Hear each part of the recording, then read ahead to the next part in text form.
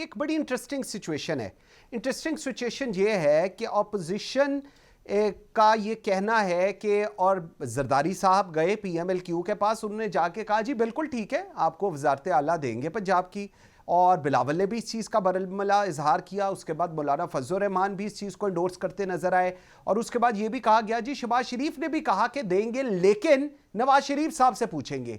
अब जो सिचुएशन इस वक्त चल रही है, शेख रशीद साहब के बयान, एक बड़ी सिचुएशन कन्वर्ट हो रही है। और शेख रशीद का ये कहना कि ये 4-5 सीटों की लोग अब वजारत आला मांग रहे हैं, आपको लगता है ये ऐसी डिबेट या ऐसे डिस्कशन या ऐसे रिमार्क्स इस वक्त जब 7-8 दिन रह गए हैं, देने चाहिए हुकूमत को अपने इत्तेहादियों के बारे में?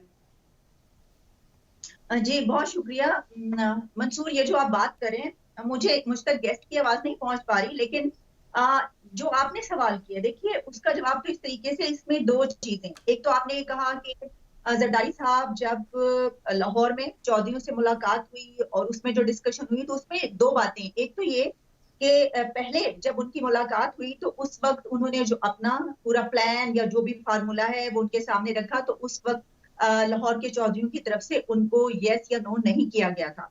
यही वजह है कि दूसरी बार जब चौधरी शुजात हुसैन की तरफ से कुछ अरसे के बाद जब हालात थोड़े से तब्दील हो गए, तो ऐसा लगा कि अब चौधरियों का जो टिल्ट है वो नजर आ रहा है अपोजिशन की तरफ। तो फिर चौधरी शुजात हुसैन की तरफ से ये कहा गया जरदारी साहब को, पीपल्स पार्टी को, कि हमने तो जो बात की थी, आपने ये कहा था कि जो ये हमें जो है वजारत आला चौधरी परवेज इलाही को मिलेगी, तो उस पर आसिफ अली जरदारी का उनको ये कहना था कि जब हमने पहले ये बात की थी तो उस वक्त आपने कोई जवाब नहीं दिया था।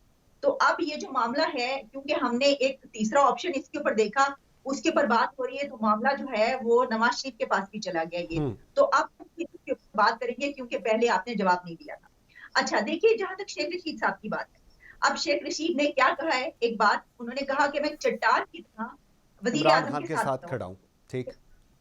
अब आप अगर शेख रशीद का बैकग्राउंड देख लीजिए, तो पाकिस्तान की कौन सी पॉलिटिकल पार्टी है जिनके साथ वो चट्टान की तरह ना खड़े रहे हों, और उसके बाद वो पार्टी हमें रेत की तरह बहती हुई ना नजर आई, या वो हुकूमत।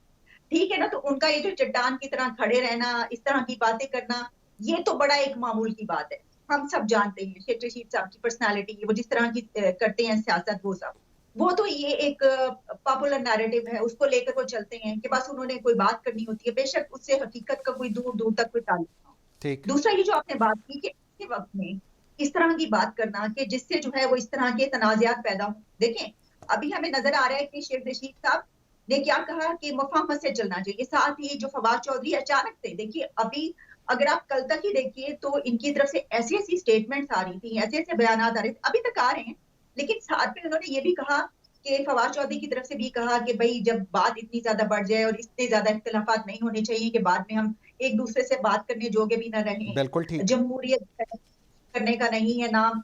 अचानक से इन्होंने ये कहना शुरू कर दिया। जो सिचुएशन है इस वक्त हुकूमत की, मैं ये समझती हूँ, क्योंकि देखिए जब आप ये बात करते हैं तो अभी जो बीएपी की तरफ से कमाल खान जो है, जी। उन्होंने भी वही बात, वो चौधरी परवेज भाई और चौधरी साथ कही गई।